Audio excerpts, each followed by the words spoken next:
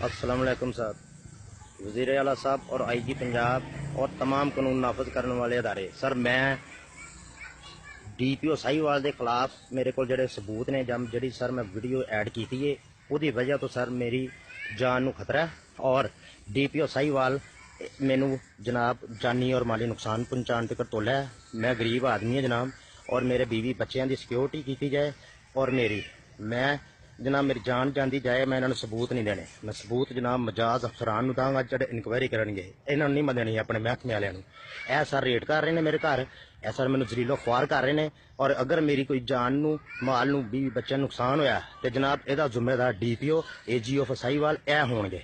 तो जनाब तुहानू मैं रिक्वेस्ट कर रहा कि मेरी मान लो जान नू खतरा है, नहायत एहसास मामला बन गया, मेरी सिक्योरिटी मैंने दी जाए और DPO नू इन फौरी तौर पर अरेस्ट किया जाए। क्यों मेरे उत्ते रेड करा रहा और मैनू बार बार थ्रेट करा रहा। तो जनाब तुहाडी मेहरबानी मेरे को मैं इस टाइम नहायत परेशान है, मैं बहुत परेशान है सर।